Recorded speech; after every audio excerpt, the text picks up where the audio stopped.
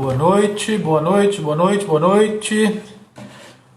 Vamos dar continuidade aqui ao nosso 22º simpósio jurídico da Faculdade de Direito da Universidade de Rio Verde.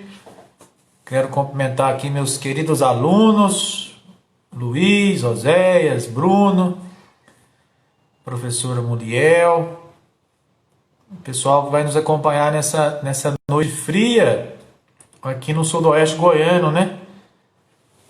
Eu acho que vocês devem estar me ouvindo. Boa noite. Não estão me ouvindo? Alguém pode me dar um retorno se estão ouvindo a minha fala, por favor?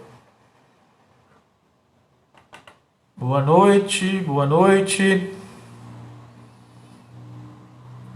Sim, tá ótimo aí, professor Arício? Ok, então é o celular do Bruno Barbosa lá que tá com problema. Aguardando aqui o Dr. Rafael Lorenzoni, nosso querido convidado. O Dr. Rafael já entrou ali. Daqui a pouco ele pede aqui para entrar ao vivo. E eu já vou autorizar para a gente começar o nosso bate-papo. Porque a noite hoje vai ser pequena. Bate-papo bacana aí sobre direito empresarial. Tudo ok com o áudio? Só esperar o Dr. Rafael fazer o pedido ali. Já fez. Dr. Rafael. Dr. Rafael, não estou encontrando aqui o seu pedido para participar ao vivo. Se o senhor puder encaminhar novamente, eu libero aqui. Lei de liberdade.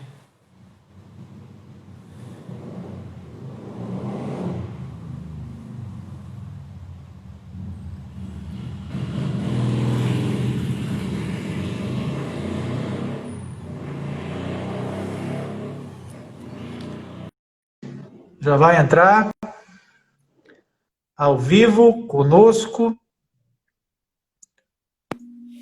Opa! Boa noite, doutor Rafael. Boa noite a todos aí, nossos amigos. Boa noite, Paulo Antônio, professor Paulo Antônio, nosso querido colega aí da UniRV, a nossa antiga FESURB, não é isso? Estamos aí à disposição. Isso. Doutor Rafael, então eu quero... Deixa eu só tentar fixar o título do evento aqui. Eu sou de uma geração um pouco mais antiga.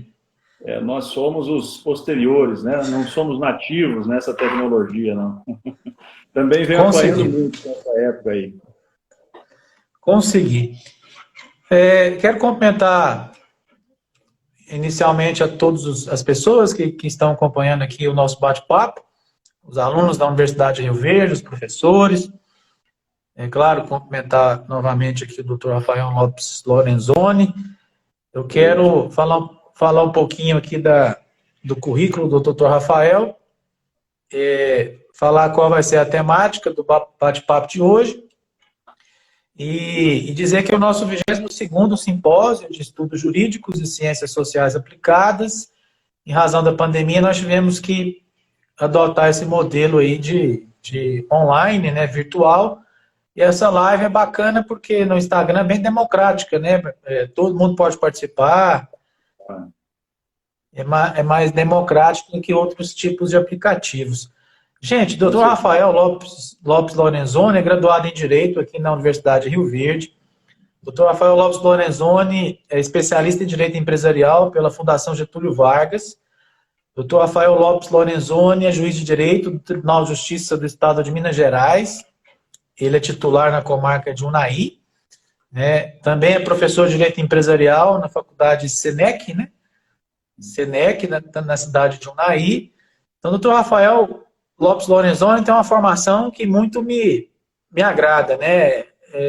Voltada para o direito empresarial e, ao mesmo tempo, ocupando uma função importante aí no Poder Judiciário. Então, é uma visão, doutor Rafael. Eu tenho certeza que as suas percepções, a sua fala hoje vai ser muito enriquecedora, porque é uma visão, porque nós da advocacia, a gente às vezes puxa um pouco a sardinha para um lado, né? É o mal da petição inicial, né? Na petição inicial a gente costuma fazer isso. Agora, como a sua função já a sua função a princípio é de julgar, né, e colocar, acho que tem um desenvolvimento mais de equidade, né, de equilíbrio, de ouvir a parte A, a parte B. Então, tenho certeza que a sua fala vai enriquecer muito a minha percepção sobre alguns temas do direito empresarial, dos nossos alunos, né, e assim por diante. Então, o nosso bate-papo, gente, é sobre a Lei de Liberdade Econômica, na visão de um magistrado, de um juiz de direito, né? A gente vai fazer essa abordagem. Em tempos de pandemia, claro que não dá para ignorar essa situação que nós vivemos. É uma lei recente, o doutor Rafael até gravou um vídeo no YouTube, né? Quem quiser seguir o doutor Rafael, ele está disponibilizando as aulas, algumas aulas no YouTube, no canal do YouTube, depois ele pode até comentar. Aulas muito boas, estava lá até aprendendo um pouco mais sobre o usucapião, nem lembrava mais o que era o usucapião.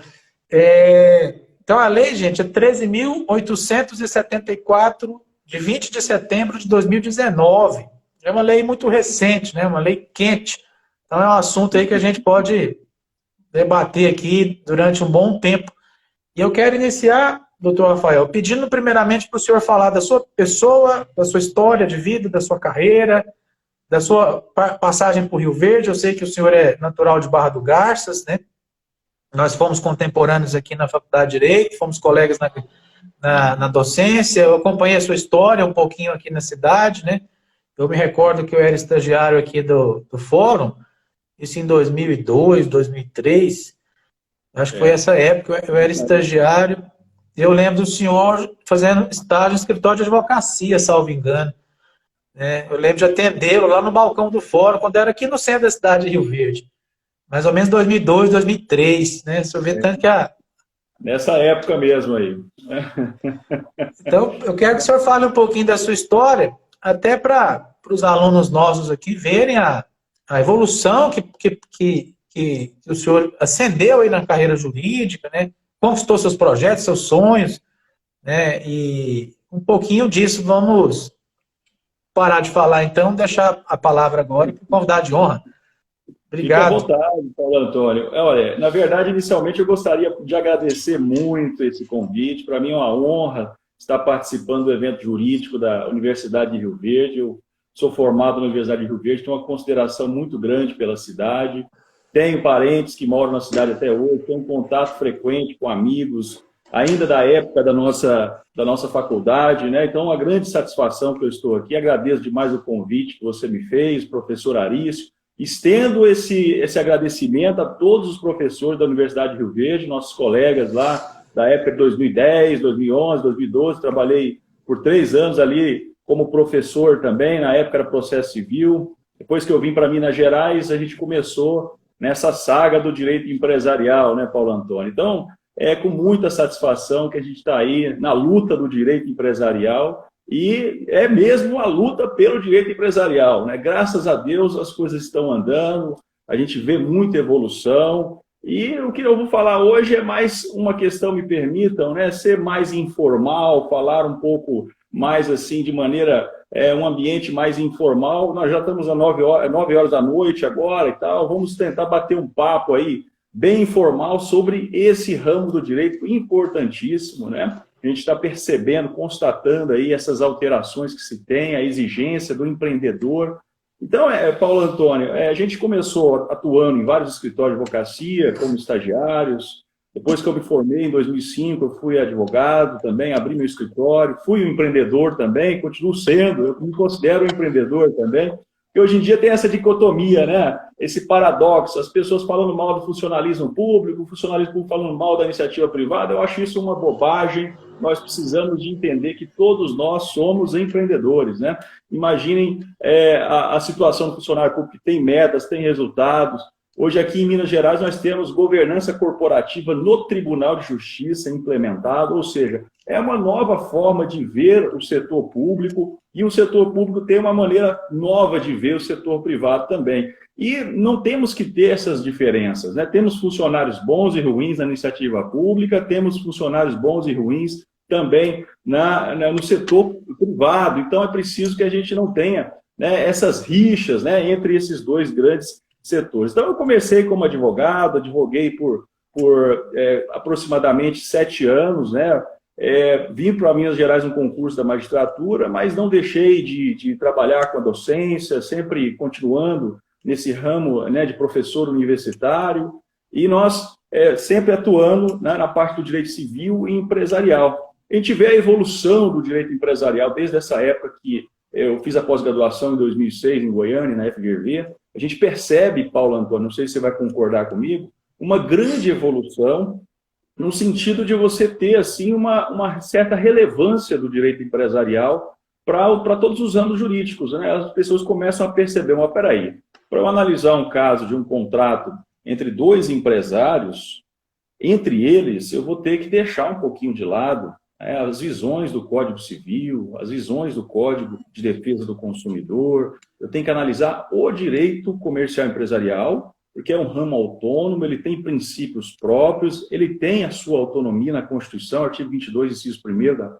nossa Constituição da República, e ele deve ser tratado dessa forma, ou seja, de maneira diferenciada. Então, nós estamos numa luta, inclusive, aí, esses dias mesmo a gente estava num grupo de professores, o professor Fabio também estava lá, numa live, ele também coordena várias atividades ali de projetos do novo Código Comercial, e a gente busca justamente, né, aprimorar cada vez mais esse grande ramo do direito. O grande desafio que a gente tem, professor Paulo Antônio, não sei se você ainda sente isso em sala de aula, a gente procura, de certa forma, improvisar, trazer o aluno àquela aula mais bem diferenciada, assim, no sentido de buscar resgatar aquele aluno que tem uma resistência com o direito empresarial, e a gente vai ver que o direito empresarial, a gente respira empreendedorismo. Então, o direito empresarial ele convive com cada um de nós, né? A gente erra muito ao pensar que é um ramo muito distante, a situação entre aqueles empresários, a situação de um puxando o tapete do outro. Aí as pessoas têm muita aversão no Brasil do direito empresarial. Isso eu acho um grande erro, né? Porque nós precisamos de trazer esse ramo, né, que é um ramo muito vinculado à parte econômica, para que as pessoas e os alunos possam, né, trabalhar em conjunto, para justamente a gente dar soluções justas para esses casos. Não adianta a gente chegar, professor, e aplicar, né, uma regra do direito do consumidor em relação a 2 empresários. Não dá certo. Nós precisamos de justamente saber que nós temos regras próprias, nós possuímos princípios característicos, e a gente sempre alerta das releituras que a gente faz, né, desses princípios do direito empresarial. A gente começa falando deles, até mesmo uma releitura sobre o conceito de que é empresário, né? Do que é empresário. Então, me proponho aqui a ser mais informal possível. Eu vou falar de alguns pontos, também vou falar dessa questão da Covid, como que estão os projetos de lei, os principais projetos de lei, tratando da situação da preservação da empresa, como vão lidar com esse tanto de demandas que o judiciário pode vir a ter, as crises que estão já aparecendo, como resolver, e como ajudar o empreendedor a sair dessas crises, principalmente o micro e pequena empresa, que é o pirilampo no porão, muitas vezes esquecido, né, pelo Estado e pela sociedade, em que acaba se focando muito nas grandes empresas. Isso, talvez, para mim, na minha visão, é um grande erro. Nós precisamos também observar o pequeno empreendedor, o pequeno empresário, porque eles representam, no cálculo do Sebrae recente, 99%, né, das empresas no Brasil.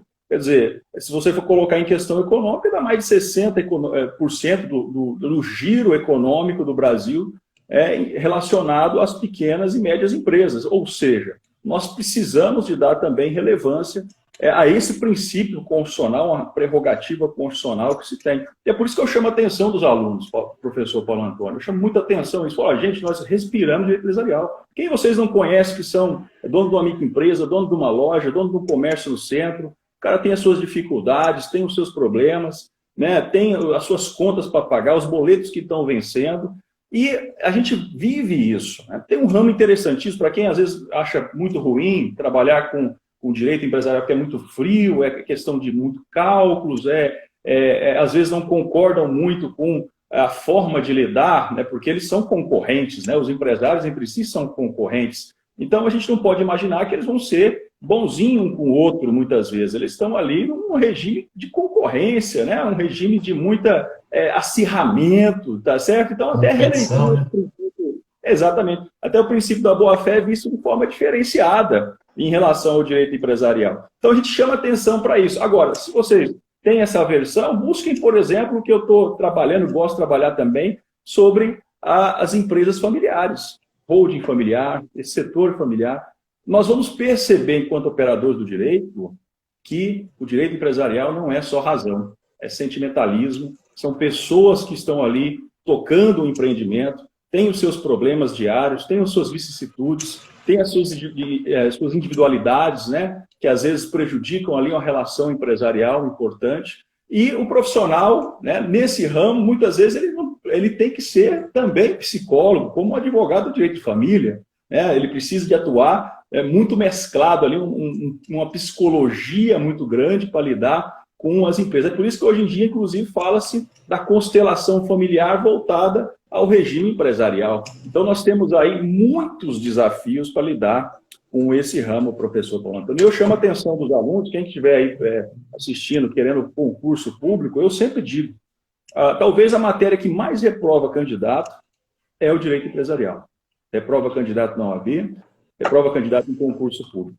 E um grande segredo, o direito empresarial talvez tenha a metade do conteúdo, da extensão de conteúdo que tem o direito civil, por exemplo, só que ele cai da mesma forma, do mesmo peso em concurso público. Ou seja, nós temos 10 questões no concurso de direito civil e 10 questões de direito empresarial. Ou seja, mais do que nunca, nossos alunos, né, e quem tiver interesse ali de entender um pouquinho dessa parte, precisam estar focados aí, buscando o conhecimento, né, que é a grande salvação aí. Então, vamos falar da Lei 13.874, essa lei recente da liberdade econômica.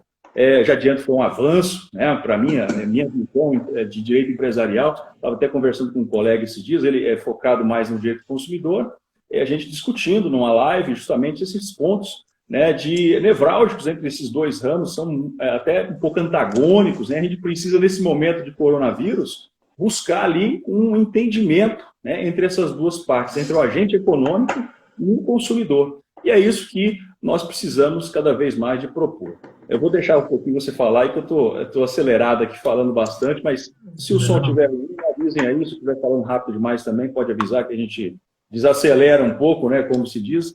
Pode ficar à vontade, está ótimo aqui o áudio. Sua fala também é bem clara, bem direta para a gente entender a importância do direito empresarial. Né? Doutor Rafael, eu quero começar aqui com uma provocação. Será que era necessária aprovar uma lei de liberdade econômica infraconstitucional, sendo que a própria Constituição Federal já fala lá no artigo 170 da livre concorrência, da livre iniciativa, que o sistema brasileiro, né, a ordem econômica brasileira, ela já tem uma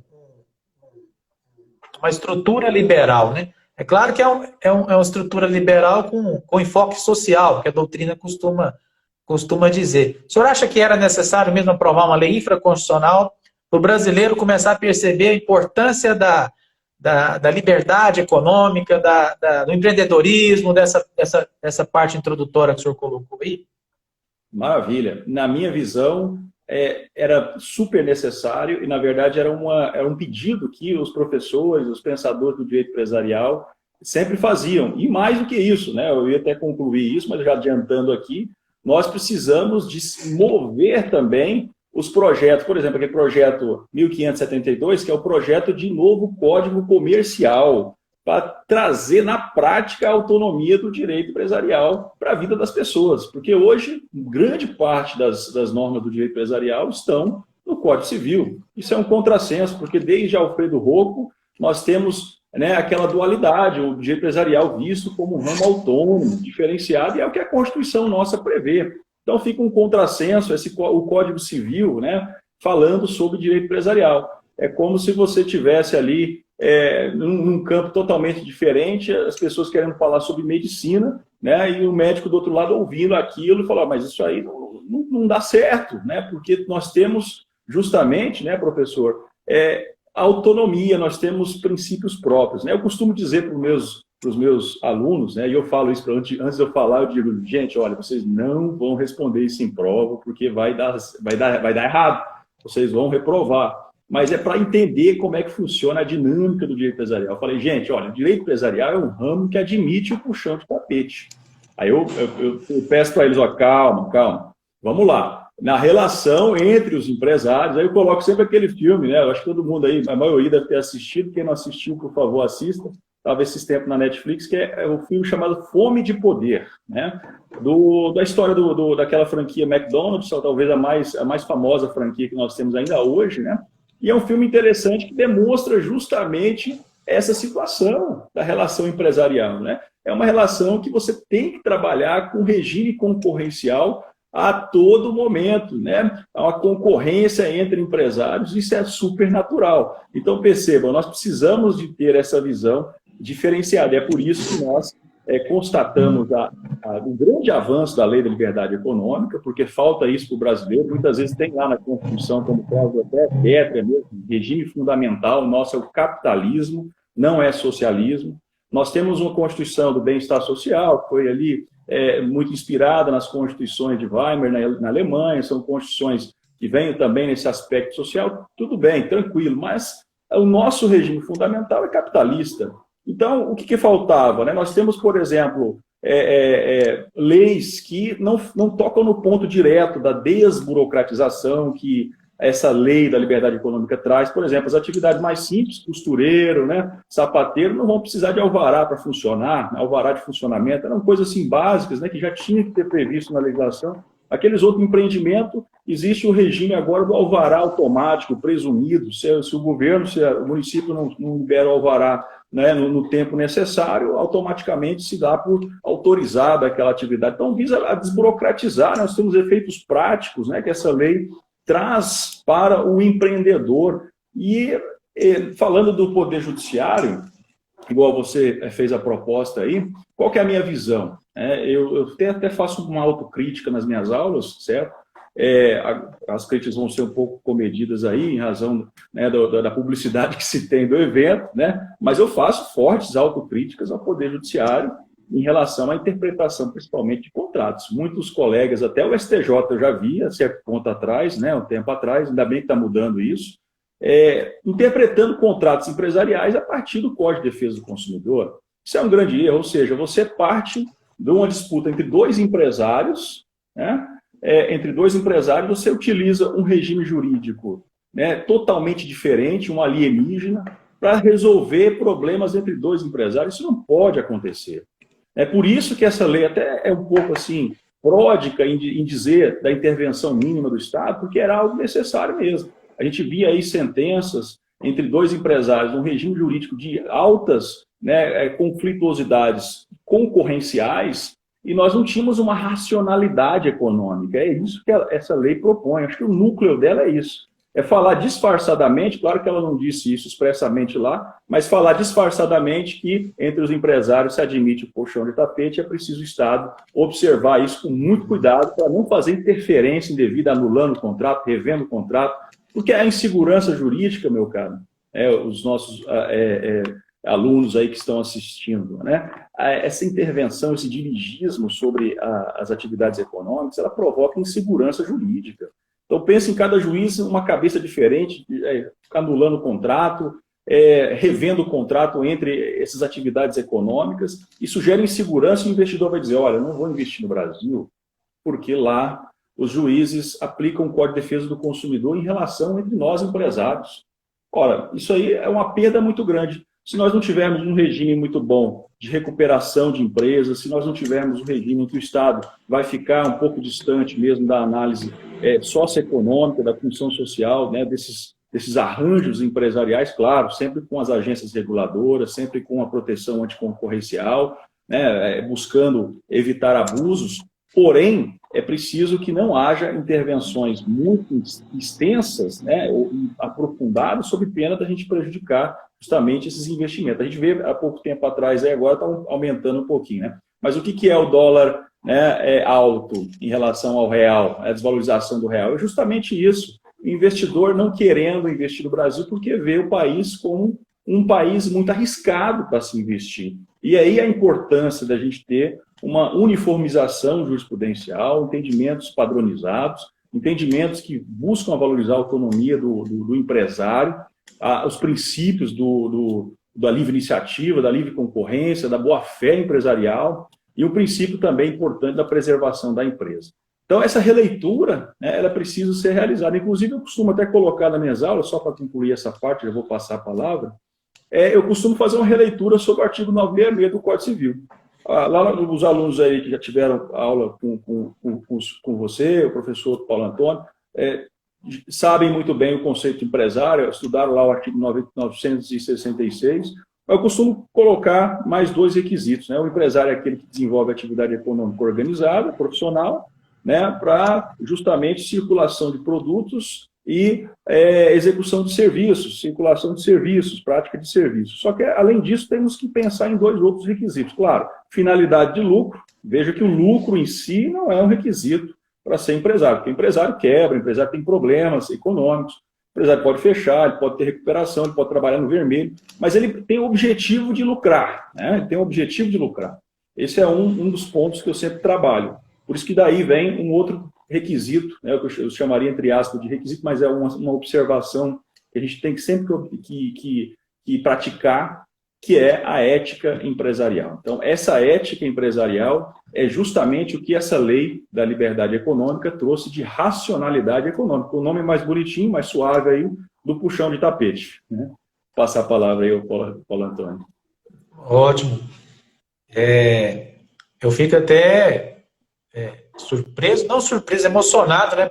É difícil a gente ouvir a fala de um magistrado com a visão empreendedora, né? Porque, igual o senhor falou, às vezes a gente lê um julgado do STJ, mas até mais antigo, né? Atualmente, eles estão fazendo muitos encontros, eventos, audiências públicas, né? Estão aproximando os especialistas em determinadas áreas ao Poder Judiciário, mas a gente lê alguns julgados e realmente a gente fica um pouco estarrecido. Muita fala de hipossuficiência, muita fala de vulnerabilidade, numa área que é uma área de competição, né? Uma área de concorrência, igual o senhor colocou, está lá na Constituição.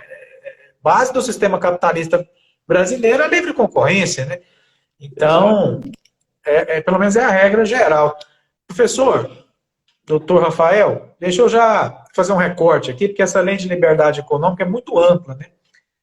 Eu vi aqui no artigo 421 do Código Civil, né, no 421A, esse artigo foi incluído aí pela lei de liberdade econômica. Ele fala que os contratos civis e empresariais presumem-se paritários e simétricos, né? Até a presença de elementos concretos que justifiquem o afastamento dessa presunção. Salvados os regimes jurídicos especiais. Lá no inciso 3, é onde isso gerou minha curiosidade, eu adoraria ouvir a fala de um magistrado com formação na área empresarial. A revisão contratual somente ocorrerá de maneira excepcional e limitada. Então, parece que agora o Código Civil deixou muito claro, né, tanto para contratos civis e empresariais, que a intervenção, quando fala revisão contratual, aqui não fala, mas logo abaixo ele fala da intervenção mínima do judiciário, né?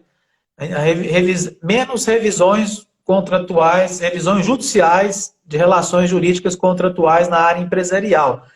A princípio isso é muito bom, o negócio colocou, porque isso dá mais autonomia, dá mais, né, liberdade para o pessoal que atua na área empresarial. Atividade empresarial, né, a famosa palavra empresarialidade, ela tem peculiaridades próprias que não dá para comparar com a atividade civil, com a atividade consumerista, né, e assim por diante.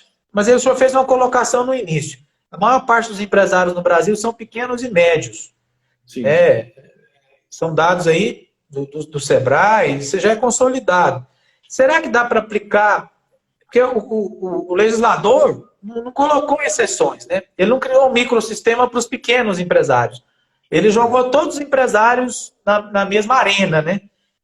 No mesmo coliseu. O senhor acha que dá para a gente criar, interpretar um microsistema para os pequenos empresários? Ou vamos permitir que todos os empresários participem dessa arena aqui, né, desse espaço aí da concorrência empresarial? O contrato tem que ser cumprido, assinou o contrato, tem que cumprir. O que o senhor pensa nesse sentido? Professor Paulo Antônio, é uma pergunta excelente, excelente.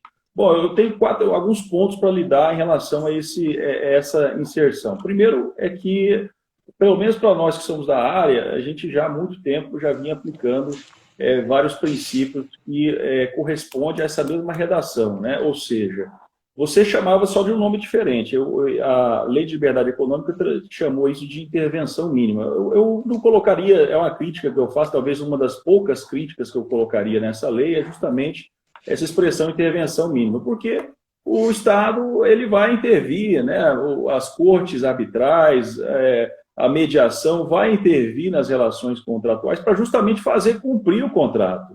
Então, a intervenção mínima ela fica um pouquinho assim, contraditória com a inafastabilidade da jurisdição, ela fica um pouco contraditória até com o pacta sunt servanda, né? Talvez seria melhor chamarmos de dirigismo mitigado ou dirigismo reduzido do judiciário nos contratos. Talvez seria melhor. Mas você tocou num ponto importantíssimo. Eu não preciso de buscar nas regras do direito civil ou do direito do consumidor, né, um princípio que venha proteger o nosso chamado empresário vulnerável. Isso nós já temos no projeto, esse projeto 1572, que é o novo Código Comercial, e nós já tínhamos de princípios, inclusive os enunciados da jornada de justiça, né, do Conselho de Justiça Federal, e são enunciados organizados pelo professor Fábio Ulloa Coelho, e vem desde 2011, deixando muito bem claro essa questão. Ora, a gente não vai ficar revendo cláusulas contratuais, porque presume-se que todo empresário são pessoas sofisticadas. Ora, se eu for começar a trabalhar com comercialização de vinhos, eu tenho que saber todos os riscos que envolvem a negociação de vinho. Eu tenho que saber desde a produção, do comércio, da economia, da localidade em que eu vou vender, se eu vou criar uma plataforma eletrônica, quanto que eu vou gastar. Os riscos do negócio, eles presumem-se que são de total conhecimento do empresário. Agora, claro, nós não precisamos de buscar do direito do consumidor um princípio chamado princípio da proteção do empresário vulnerável. Tanto verdade é que na interpretação dos contratos, o projeto traz isso muito bem, você vai observar justamente, primeiro, a questão dos costumes, a habitualidade, a rotina, né, desses empresários. Você observa esse comportamento. Em direito empresarial, nós observamos muito o comportamento dos jogadores, mais do que observamos até alguns critérios legais. E, através dessa boa-fé que é criada objetivamente pela relação, né, entre fornecimento, varejista, atacado, você cria um ambiente de negócios com as próprias regras. E aí nós vamos constatar que ali existe um empresário vulnerável. Claro, a interpretação vai ser favorável a ele.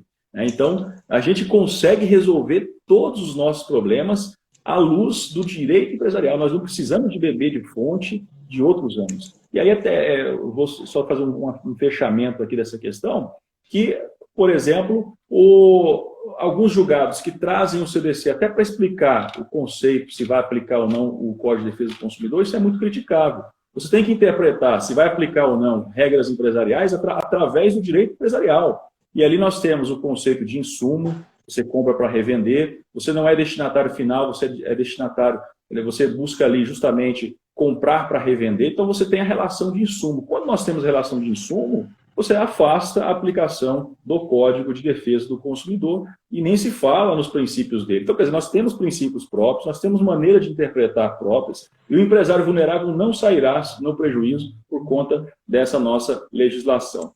E aí eu cito como exemplo, né, só para ficar mais prático assim também, exemplo, eu falo muito da questão da interpretação de uma cláusula free on board, né, uma expressão inglesa, cláusula FOB, nas notas fiscais.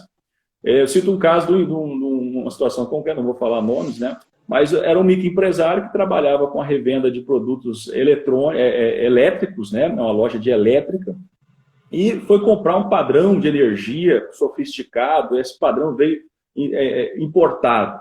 E ele não sabia dessas expressões de cláusula, não sabia que ele teria que pagar, né, por um transporte, um preço que superava até o valor do próprio bem. Ele não cuidou de saber qual que seria a extensão dessas cláusulas. E ali ele pediu, sim, a revisão desse contrato de compra e venda para justamente reajustar o valor que ele vai ter que pagar do transporte. Claro, o ganho de causa vai ser dele. Né? É difícil, muitas vezes, um empresário vulnerável saber esses detalhes. Ele precisa também, né, de ter um campo de visão que, né, permita a análise da realidade dele. Então, assim, a gente tem princípios que podem resolver esses problemas dentro do próprio direito empresarial, tá certo? Então, é isso que a gente gosta de frisar. Quer dizer, nesse ponto, né, para concluir, do 421A, que a Lei de Liberdade Econômica trouxe, mudou pouca coisa, né, porque a gente já vinha mastigando isso há muito tempo. Na verdade, foi uma cópia que eles fizeram até dos enunciados do professor Fábio Lhô, já tinha lá há algum tempo já, coordenado pelo professor Fabio, tem muita gente boa lá trabalhando nesses enunciados, mas foi basicamente isso, quer dizer, colocaram o que já era trabalhado por todos nós desde pelo menos 2011, né? Nós tínhamos essa visão. Então, o empresário vulnerável não vai ficar, né, em maus lençóis com a Lei de Liberdade Econômica, pelo contrário, ele vai ficar bem amparado. Entendi.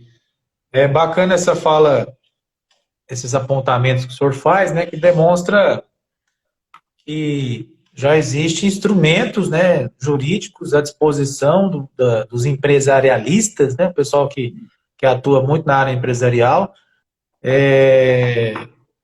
O pessoal até faz algumas perguntas aqui. Seria meio que um direito do consumidor para empresários de pequeno porte? Talvez é arriscado usar essas palavras, né, doutor Rafael? A gente tem que tomar cuidado com as palavras, né? Porque direito do consumidor, isso pode confundir o regime jurídico, né?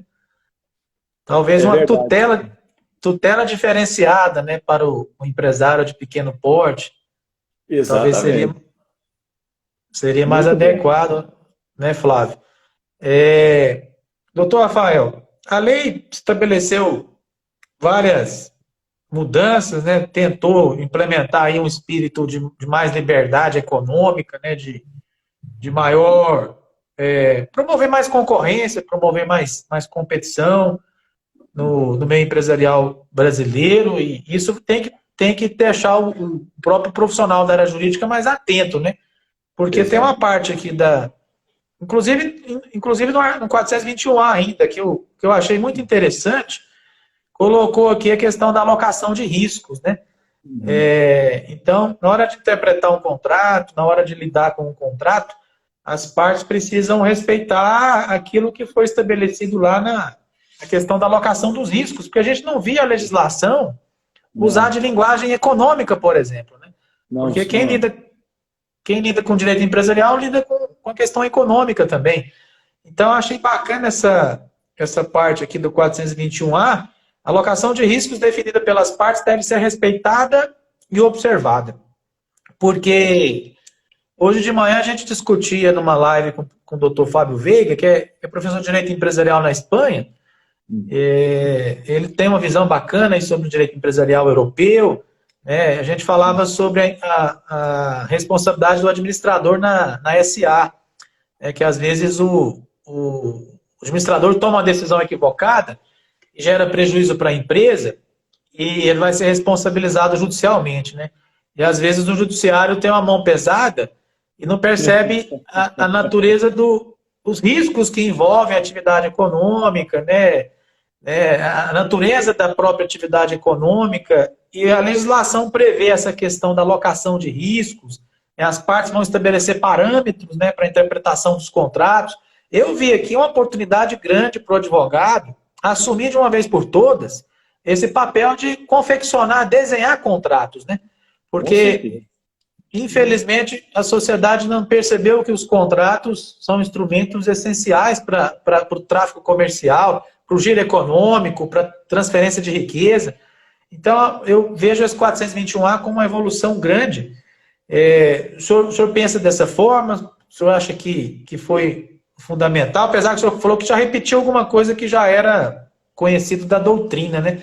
Mas parece que agora ficou mais forte, né? Ficou mais incisivo. E tem outra parte da lei que o senhor queira comentar, que o senhor queira fazer algum comentário? Para eu não monopolizar? Igual você falou, Paulo Antônio, a lei muda, ela é muito ampla, né? Ela tem vários, mudou o regime da desconsideração da personalidade do juiz, você falou aí agora há pouco da responsabilidade do administrador. Ela teve essa mudança, deixando mais claro os critérios de abuso de empresa, da autonomia da empresa, colocou o que é uma confusão patrimonial, trouxe ali critérios para você identificar justamente o desvio de finalidade, né? Quer dizer, trouxe critérios objetivos para isso, né? Eu já falei da desburocratização, que ela trouxe também, e nós estamos concentrados aí também nos contratos, né?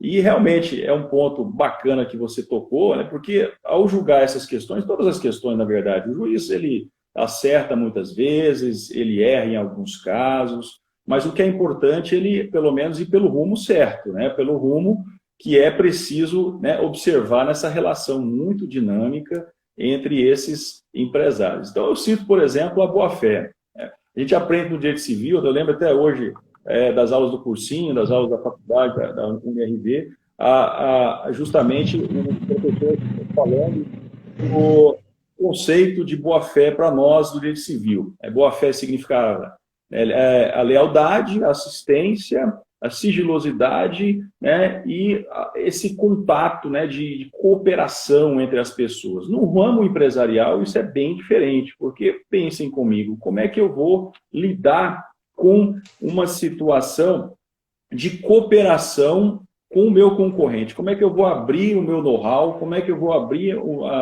meu segredo de empresa porque eu tenho um contrato com uma empresa, com um concorrente? Quer dizer, nós lidamos com um ambiente de alta competição. Então, esse princípio da boa-fé, ele é visto diferenciado, de maneira diferenciada. E a lei da liberdade econômica deixou isso bem mais claro para o operador do direito. E você falou muito bem aí, né? E eu dou um exemplo. O empresário, muitas vezes, ele começa uma sociedade, né? O empresário, eu digo, aquele que vai exercer a administração das sociedades empresárias, ou mesmo vai ser um empresário de responsabilidade limitada, ou aquele empresário, que agora foi uma criação também que eu gostaria de citar, que é muito importante, né? A sociedade unipessoal. Quer dizer, qual que é a diferença básica da sociedade unipessoal criada pela Lei de Liberdade Econômica da EIRELI, né, que é a Empresa Individual de Responsabilidade Limitada? É porque a EIRELI exige, né, que você tenha o aporte de capital social em pelo menos 100 salários mínimos. Isso dificultava muito e virou praticamente letra morta, professor. A gente vê ali os levantamentos que são feitos, poucas pessoas optaram por EIRELI em razão desse patrimônio que precisa ser lançado e destacado, né, na atividade social. Agora, com a sociedade unipessoal, acaba com essa situação. Você não precisa de fazer esse aporte. Então, você acaba facilitando o mundo dos empresários. Então, percebam que você tem no começo, quando se trata de sociedade, né, para falar da sociedade mesmo, está no começo daquela dificuldade para você reerguer, você transformar a sua atividade em visibilidade, você transformar a sua atividade em algo que é visível, que é economicamente viável.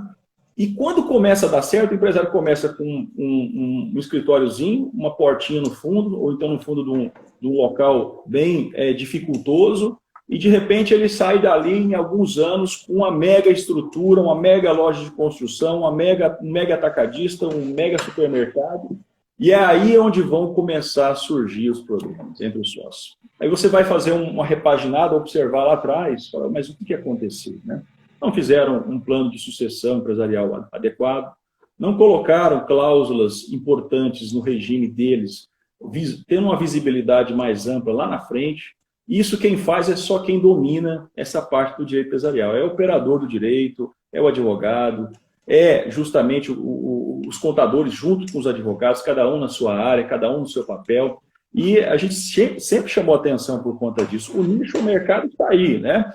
A gente sempre fala que o mercado das áreas jurídicas não vai desaparecer, mesmo com essa evolução tecnológica. Apesar da evolução tecnológica, nós precisamos de profissionais que venham a auxiliar, a contribuir, e a assinatura dos contratos é obrigatório você ter a presença do advogado. Então vejam a importância, né, dessa atuação do advogado na parte empresarial, justamente nesses contratos. Pode aparecer, aparentemente, ali não ter problema algum, mas daqui a um tempo, quando as coisas começam a evoluir, quando o dinheiro começa realmente a dar o retorno, né, econômico, você tem essas grandes visões. Eu gostaria de falar, professor Paulo Antônio, só para a gente já fazer um fecho aí, sobre esses problemas do coronavírus e a necessidade que a gente tem de aprimorar a nossa legislação. Eu começo falando aqui um ponto crucial, né? Ontem mesmo eu estava dando uma aula, estava lecionando sobre a lei de recuperação de empresas, e eu comentava com meus alunos que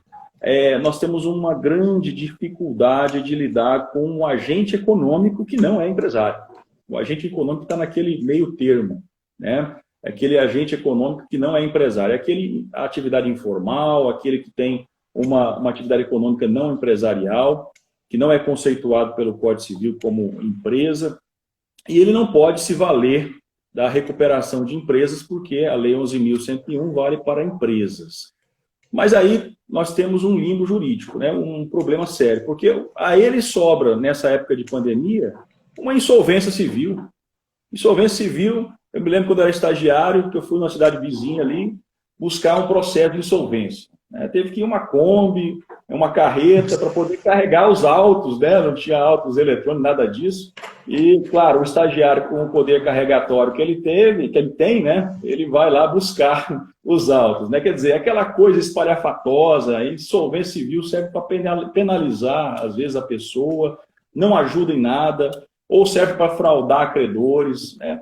Tanto verdade é que o Código de Processo Civil novo nem teve assim, um esforço de criar um regime de insolvência atualizado. Ele jogou lá para trás do Código de 1973, né, e ficou lá para trás. Ou seja, nós ficamos no limbo, nós ficamos sem uma previsão.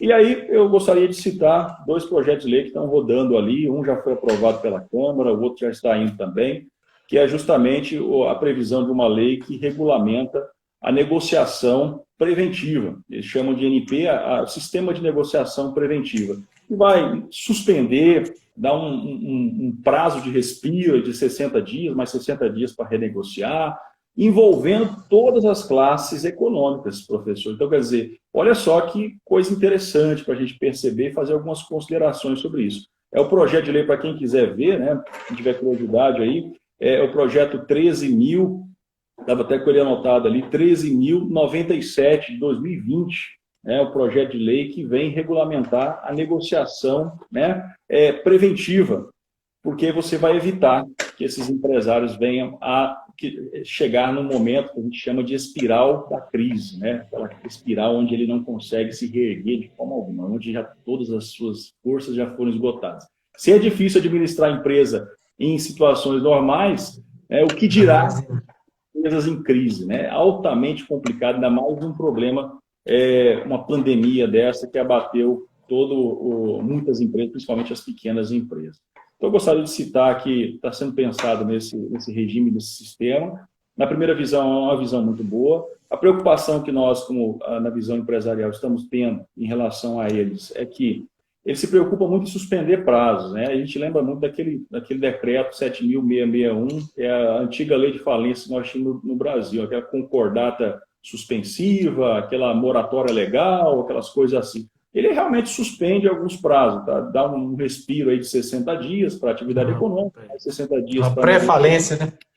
Uma pré-falência, exatamente. Ele permite ali justamente para a gente adotar a preservação da atividade econômica em geral, não só do empresário, né? Então, assim, é uma grande ideia, mas o que tem sido criticado muito é que, em vez de você... Porque a roda econômica, ela é interligada, né? A gente sabe que, lidando com o empreendedorismo, lidando com o direito empresarial, a gente sabe que uma coisa é ligada à outra. O direito empresarial ele trabalha muito próximo com a economia. Tanto verdade é que a gente começa a se perguntar por que título de crédito, direito cambiário, a gente estuda dentro do direito empresarial. Fala, gente, porque o crédito é tudo. Sem crédito, você não consegue fazer nada, né? E aí eu fico muito preocupado porque esses regimes estão prevendo essas moratórias legais. Isso não é uma preocupação só minha, isso foi comentado por unanimidade de pensadores da parte empresarial, do direito empresarial. Ela cria uma moratória simples, suspendendo tudo quanto é tipo de dívida, com o empresário que tenha ali algum problema de arrecadação. Ele coloca um critério objetivo, de quebra de faturamento de pelo menos 30%, né?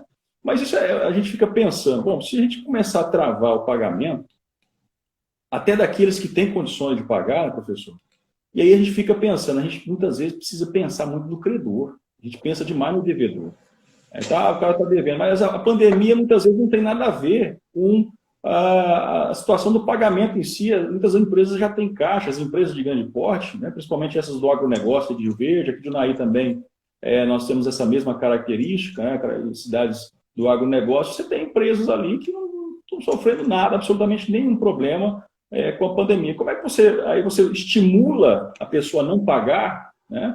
Mesmo tendo caixa, o que o empresário vai fazer? O empresário é empresário, ele vai raciocinar. Bom, se eu posso esperar sem ter prejuízo, então eu vou esperar. Muitas vezes ele tem condições de pagar, mas não faz porque uma lei, né, bloqueou o pagamento. E ao bloquear o pagamento, o problema sai lá na ponta, porque a economia para de girar, né? Você vai ter um problema em cadeia. Então, o que se propõe ali, talvez, é aprimorar essa redação para não estipular esse regime para todo mundo. Já nomeia logo esse tal do negociador, que vai funcionar como mediador, para ele analisar se é caso de suspender ou não. Tudo bem, não querem colocar o juiz para analisar isso, que é um despacho que precisa ter uma visão mais empresarial, tranquilo, né? Coloca essa decisão para o negociador, pelo menos fazer um parecer, que é o que a gente faz muitas vezes ao receber um despacho de processamento, né, de uma recuperação judicial. É uma decisão extremamente grave, porque você suspende por 180 dias, né, e frustra, né, de certo modo, o recebimento desses créditos pelos credores. Então, é um ponto que a gente apresenta grandes dificuldades ali, mas, em geral, esse regime, né, de negociação preliminar, prévia, ele é muito bom. Eu estou gostando, eu fiz uma leitura nele, a minha visão é boa. Tem essas críticas pontuais, mas nada que venha inclusive, ele coloca como jurisdição voluntária. Quer dizer, olha só que maravilha, eu sou um grande defensor da jurisdição voluntária. Eu acredito que o Código de Processo Civil poderia ter explorado mais esse ponto. Acredito que nós precisamos de evoluir na questão da equidade, da possibilidade do juiz desburocratizar também a atividade judiciária. Porque, veja, nesse regime, pelo que eu estou vendo, na hora de receber o pedido de negociação preliminar, o juiz, ele simplesmente vai nomear um negociador, e o negociador que vai cuidar de buscar e ir atrás dos credores, fazer uma busca ativa de credores, ele vai fazer o quadro de credores, ele vai sentar para marcar sessões de negociação, o juiz só fica sabendo de longe. Quer dizer, imagine se você colocasse um processo judicial, judicializado, burocratizado, de negociação preliminar. Olha só como é que seria desastroso. Você teria que citar todos os credores, publicar, não ia funcionar de forma alguma. Então, eu vejo com bons olhos, né, essa visão, e a gente tem pensado em soluções aí. Eu tenho falado, por exemplo, da MP 948, que ela, por exemplo, permite, né, que a pessoa, que a atividade econômica não devolva aqueles valores já pagos por ingressos, por exemplo, exposição agropecuária, viagens, né, agências de turismo. Se já programou o pacote e o dinheiro foi vertido, permite-se que o consumidor, né, chama o consumidor à responsabilidade também. Eu falo, meu caro, olha, nós estamos num momento de pandemia, a crise é geral, e você não está livre disso. Vamos sentar aqui para negociar. Você quer esse evento no ano que vem? Me parece que a exposição agropecuária de Rio Verde foi também adiada. E tem esse critério, quer dizer, quem já comprou os pacotes, né, já pode aproveitar esse pagamento que foi feito para já se programar para 2021. Quer dizer, é um exemplo de umas visões adequadas, ou seja, você chama a pessoa para negociar, mas não coloca algo suspendendo tudo também, né, porque senão prejudica a atividade econômica. Bom, falei demais, eu vou passar a palavra aí para você, que eu, inclusive, acho que estamos quase chegando no fim aí do do Doutor Rafael, nossa estamos conversa. nos minutinhos finais aqui, eu acho que mais 5 minutos a live encerra. Eu também vou encerrar, porque senão o senhor vai tomar minha vaga aqui, porque sobre brilhante exposição, daqui a pouco meus alunos vão falar, ó, professor Aris, traz o doutor Rafael para ocupar o lugar aqui do professor Paulo Antônio.